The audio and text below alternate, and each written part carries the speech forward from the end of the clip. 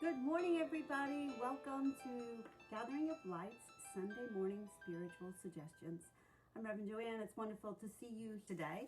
I want to say to everyone, again, happy Diwali. Diwali is such a major holiday, such a major festival. It's not just for one day only. And so because it's not for one day only, we are here now and we are going to celebrate it. I got my little Shruti box here. We want to do a chant for each other today to get us in the mood for honoring the day of Diwali. And that is the chant about leading us out of darkness to light. Because I think we could all use that, right? We are a gathering of light, but sometimes we find ourselves in a lot of darkness. Om asatoma satgamaya, om asatoma jyotiye yamana, nitram gamaya. And it's just... And then we'll go Om Shanti Shanti. Just trying to, and in your mind, if you're not saying, not saying the Sanskrit words, but in your mind, say to yourself, help me, lead me out of darkness to light. Because we need this for our world, for ourselves, for everybody. Everybody needs to find the light that is going to guide them and help them in all that they do.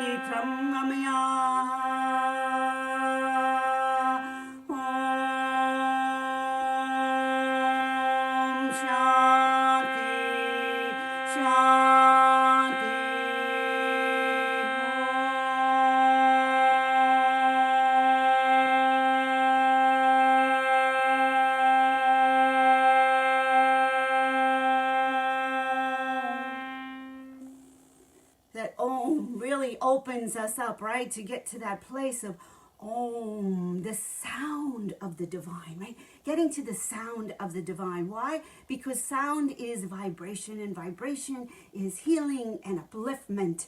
And that's the idea of Diwali, to move us out of those dark places, to get us into a place of light. So knowing that anytime you find yourself caught up in a place of darkness, get into a state of vibration. Vibration helps you to move out of that. So you need to move your body a little bit, move your mouth a little bit. Moving your mouth, stretching your mouth helps to activate your brain. It really does. So it's really helpful to us. We realize that, right? When they tell you to share things, share it with somebody else because it's going to help you. Well, it's actually going to help move your brain a little bit into another way of thinking. And I want to talk to everybody about the Bhagavad Gita. We don't get a chance to talk about the Gita too much. And the first one, which is trying to give us information, it's really very specific. Like, how do I be someone who is illumined, enlightened? And that's the idea of Diwali, right? With Diwali, we want to be the enlightened one. And all of our spiritual work is to wake up, to be a light onto the world. So the Gita says, in light, I do not hate any living creature. I free myself from the delusion of I and mine. So we find ourselves being caught up a lot of times in the busyness of I and mine, the busyness of how is this affecting me?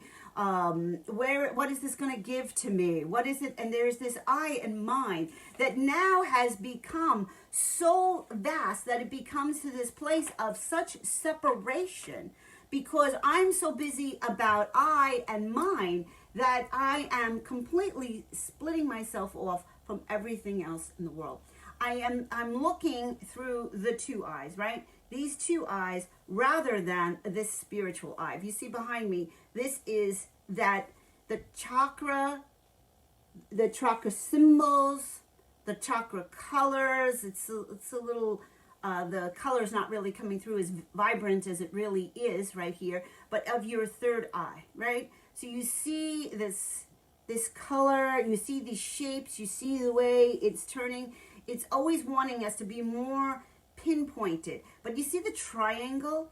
The triangle is, to me, represents sort of that idea of us bringing it all together. So the I is one point, and we're not going to stop thinking about I. Hey, you had to get up this morning, you had to get dressed, you have to eat, you have to do all that. But you can make that I, once you triangulate the I, you will then have the pinpointedness that you need in order to be an enlightened, to understand the light. So in light, meaning that coming from this place in my mind, I am not just in the I, the me. Okay? I'm also interested in the we, into other people that I meet around me, and the other part of the triangle is for the whole of the universe, the whole of our planet Earth, the whole of the whole universe. So there is an interconnectedness, there is a wholeness when I complete the triangle. Me, you, us, the whole world, everything included in that. But I need to be single pointed in that, and I need to come from the light, from a place within to understand that. So you see, this is here, this is my third eye, the light illumined. Here is where I'm coming, here is where I'm focusing, here is now where I am living in my life. So when I ask question of what's going on in the world, what am I truly seeing, what should I truly believing, what I should be doing is going into this internal eye. These eyes are picking up information, but it is this eye to which I am going to see truth in. There's many little truths in our reality of our lives today, things that we, work on and do, but there is only one capital T truth, and we find that here, not in our other senses, but in this place. So that in light, when Krishna says in the Gita that in light, I am no longer looking at just I and mine. I am looking from a greater perspective, and I'm seeing more clearly. He says, I am not disturbed by the world, nor swayed by joy or envy. You see how we keep coming back and forth to the dichotomy of the world. And that's okay. That's what the world is all about. It is about the dichotomy, back and forth, up and down, yin and yang, right and left. It's all about that. But that's not where we stay. That's not how we live. We live in the whole continuity of it. The whole consistency is in the continuity of it. In that idea that if I'm staying, it's sort of like staying in the eye of the storm, right? I'm staying in that centered one-pointedness, and that's where we need to stay. And we have to watch ourselves. If we start leaning over and leaning back into something that we think is bigger, better, more important, and the way that it's the only way or my way, we're separating out, we're splitting, we're losing that. And he says, so I'm not disturbed. I'm not in there in the world saying that, oh, this is great. Or so he says, I'm not nor swayed by joy or envy, anxiety or fear. In light, I am independent of the body's desires. Now, he doesn't say you don't have the desires, but you're independent of it. That there is a place within you where you find stillness. Now, I love this line from Parahasanand Yogananda, where he says, I am in the temple of quietness. Where is the temple of quietness? He says, peace fills my body. When peace fills my body, when peace fills my heart and dwells within my love, dwells within a place of enlightenment, of energetic vibration, which is what true love is. I hate using that word because we get so caught up in requirement of love. So this unconditional place, that's where peace is. That's where the peace of God is. That's where the peace of oneness of our souls and that connection. And that's the true light. That's the true light that comes to us. Right?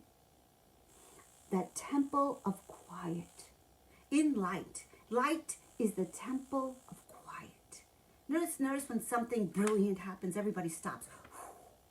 It's this place of just really, the light just comes and just startles us and stops us for a moment.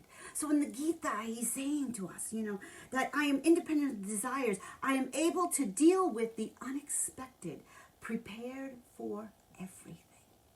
Imagine that. Isn't that something that we all desire, we all would love to have, to be in that state of being prepared for everything?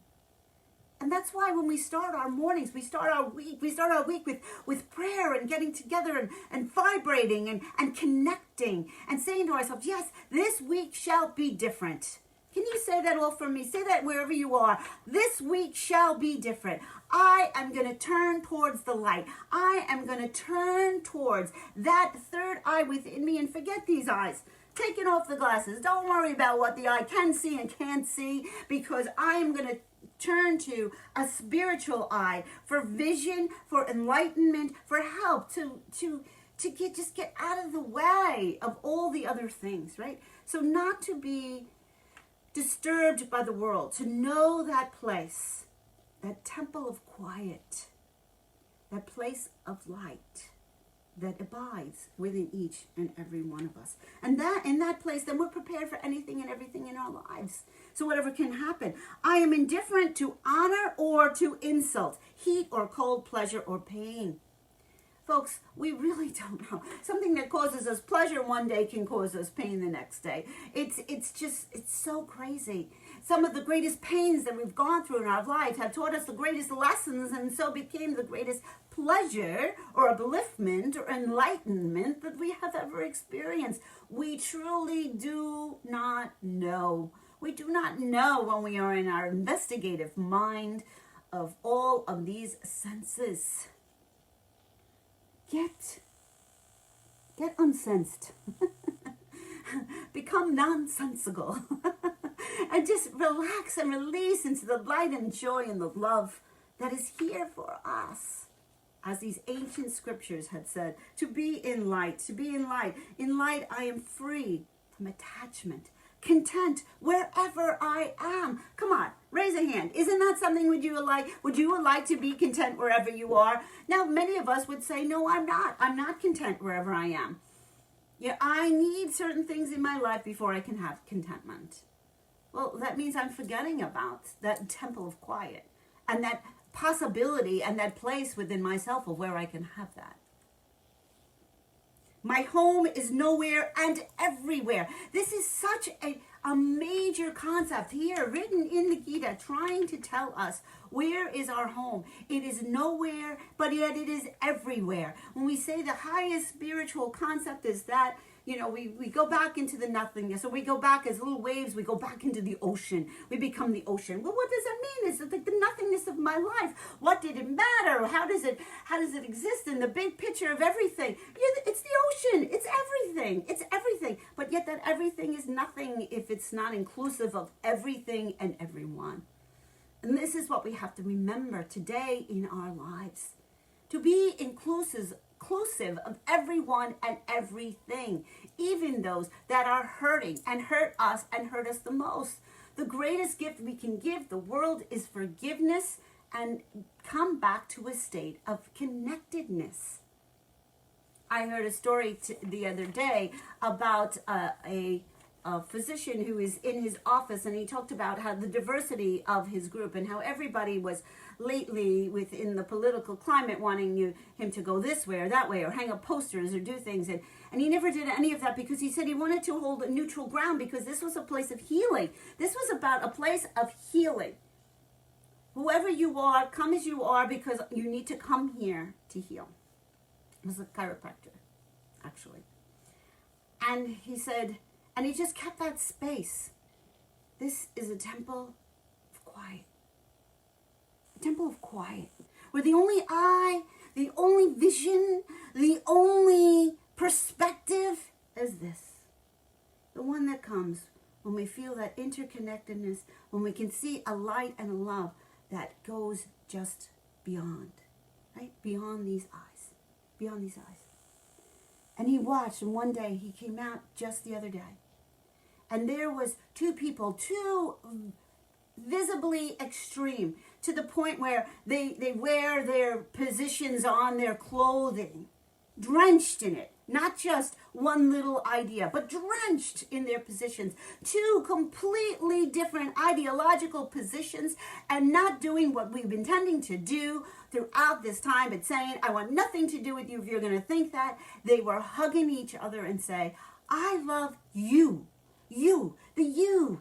Not what you're thinking about, what you dress in, and you as a human being, as another expression of light and love, who is crying out for that. When I feel I am lost in a position, we get lost in position. Sorry, folks, I just got to tell you that everybody here is lost in a position if you think that one position about one thing today is the ultimate thing that's going to matter forever.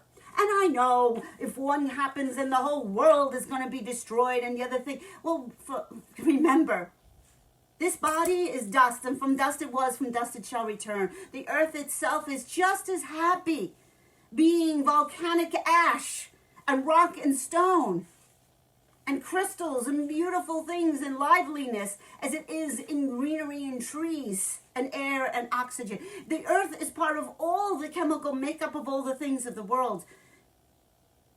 Where are we? In respect for that? Wanting that? Protecting that? Who are we? What are we? Well, we're not going to be forever. All of us. What is there? What is that vision? Where is that light? That is the closest place to our eternal self. That next step up. To being that actual spirit. So for now, to come in and see this Diwali, think about the dark places that abide in us.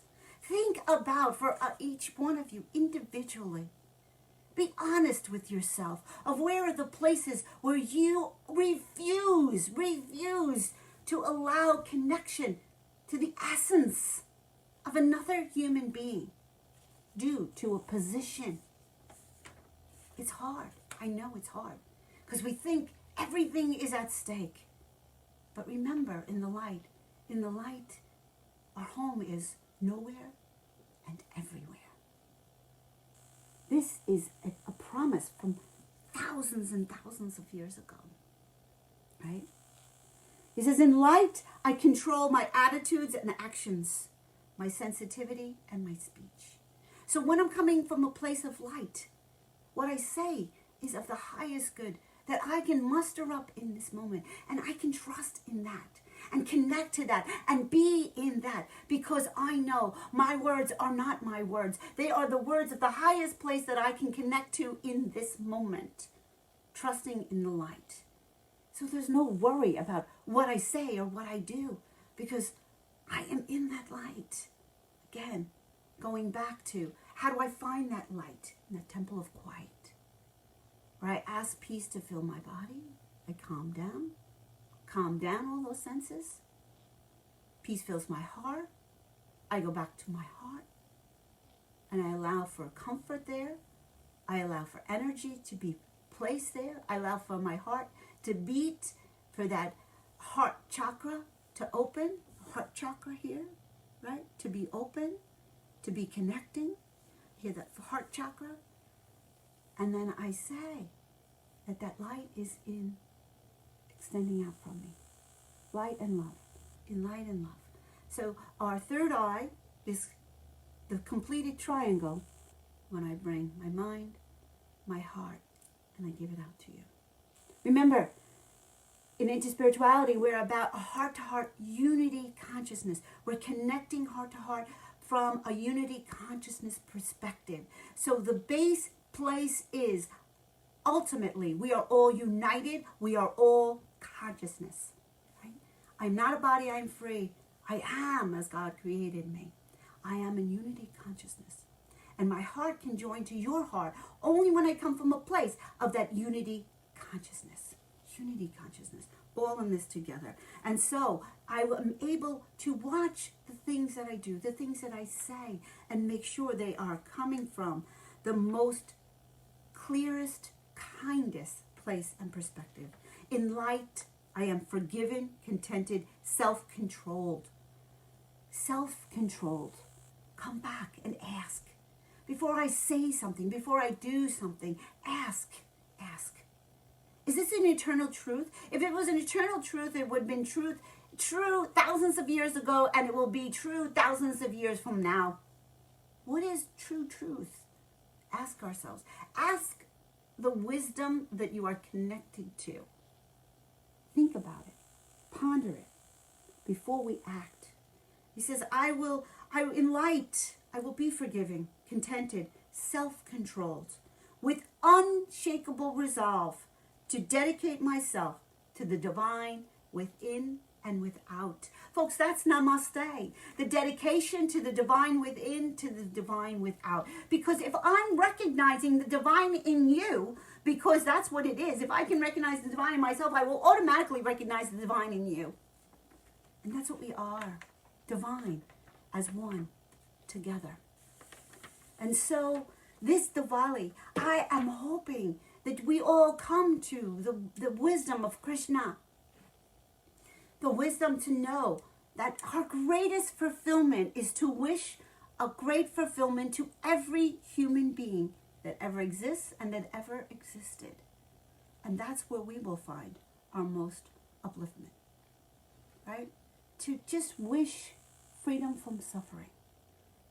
To wish them to be happy and at peace.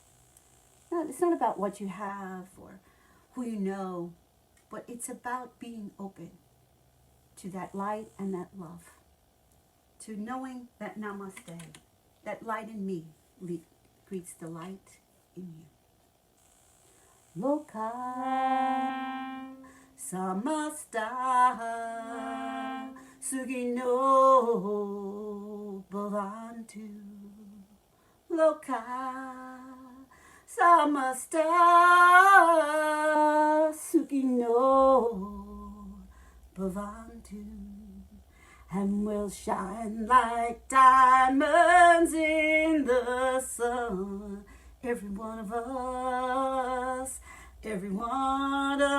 will shine, and we'll shine like diamonds in the sun. Every one of us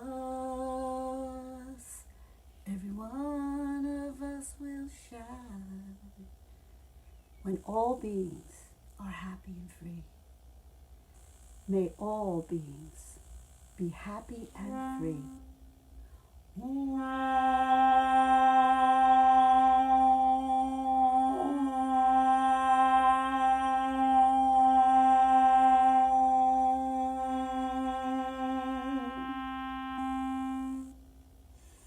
want to thank you all for checking in this day, this wonderful spiritual suggestions for Diwali, and wishing you much happiness, light, and joy in your life. May you only see with the eye that teaches you and tells us of the truth of light and love and togetherness. And gathering of light, we could always use your help, and this Diwali is a wonderful time to take in that abundance, and we know that we take in more abundance the more that we give. So help us by giving as you can. We could really use your help now. We are going into the winter. It is a time of going within, and it is a little bit more difficult the way things are with the lockdown and everything happening. We can use your help. So if you can help, thank you so much. And thank you all for all that you do. Namaste, namaste, the divine in me greets the divine in you, from my heart to your heart. See you, Jerry. See you, Melissa. See you, Tricia. See you, Nancy. See you, all those. I was able to see your names pop up there. Thanks for being with us this morning. Have a blessed day.